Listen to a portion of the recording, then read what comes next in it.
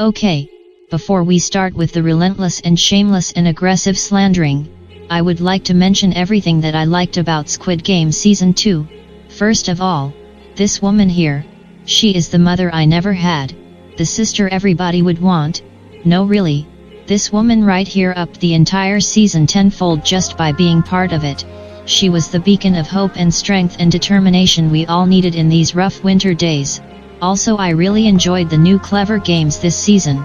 Mingle in particular was such fun, and I genuinely liked the good players this season. They had great chemistry and I was rooting for them. I also loved episode 1, the search for the recruiter in particular.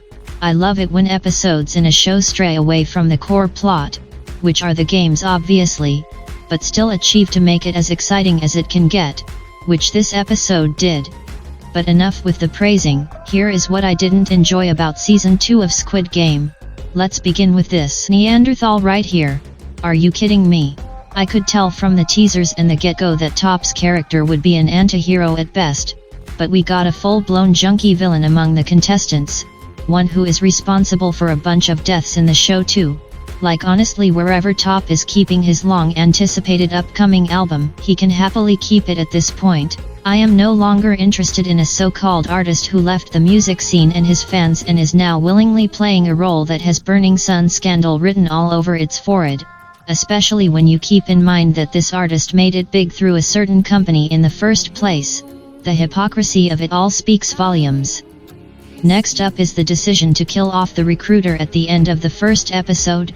Honey no, whoever came up with this stupid decision, instead of utilizing and maybe even bettering my husband in future episodes or seasons of the show.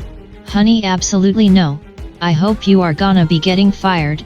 After all, you can't tell me that a larger-than-life personality like this one here would rather delete himself in the face of his quote-unquote trash opponent than at least find peace with going underground and getting away from his misdeeds and sinful life. Another thing that bugged me about this season were the many stereotypical characters I had to endure. I mean, correct me if I am wrong, but I felt like almost the entire time of this season I was drowning in over-the-top annoying and unrealistic characters.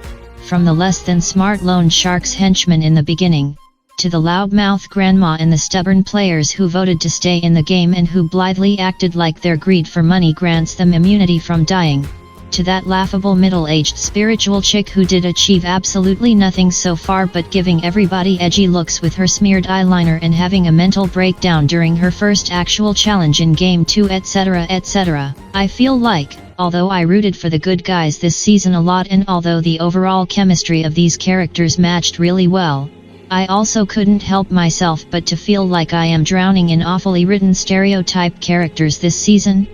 Anyways, let me explain why Season 2 ruined the show and its legacy in my opinion. First of all, for whatever reason, maybe it's just me, but Season 2, although I liked it, felt like the unimportant shadow of Season 1. I could give many examples now, but none of them would be a proper explanation. So again, maybe it's just me, but then again, why on earth do other mediocre shows get to go on for season after season after season? I mean, I know about the Netflix curse, but like honestly, you have shows like freaking Riverdale or The Embarrassing Tales of Emily in Paris, that are the literal punching bags of all the bully squads out there. But shows like these ran for a long time or are still active, while a show like Squid Game, which achieved unimaginable heights and success and love, gets the chop after 3 seasons. Again, correct me if I am wrong, but Wikipedia and news outlets clearly state that Season 3 will be the final season of Squid Game, and I am absolutely not here for it. Why, you may ask?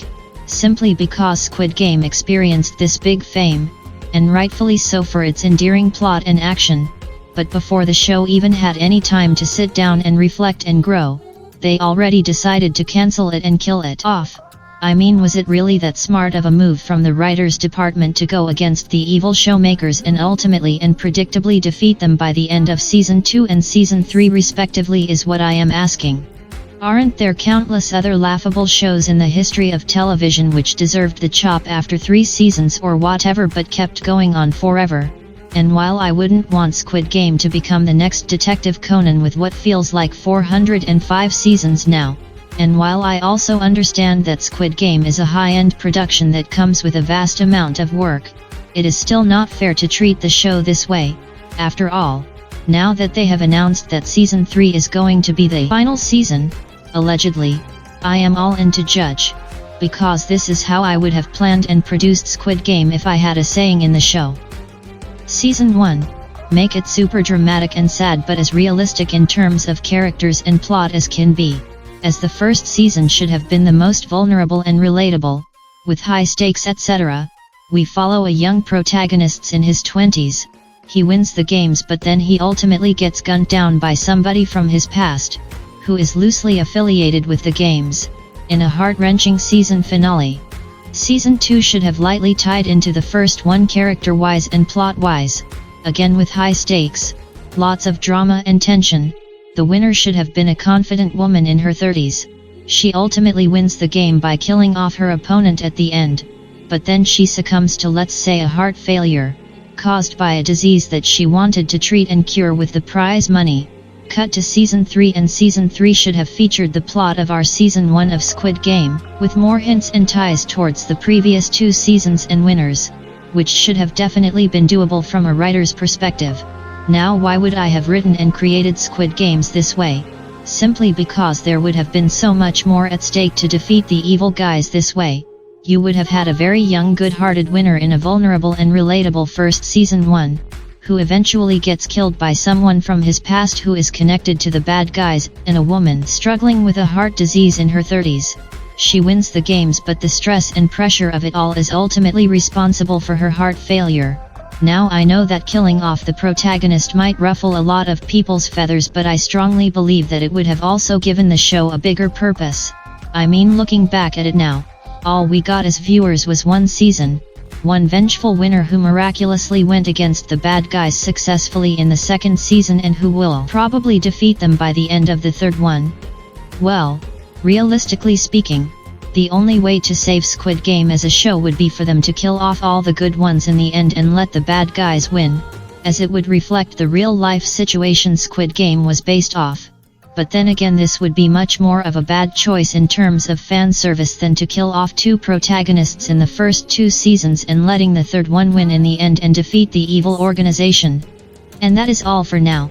Bye loves.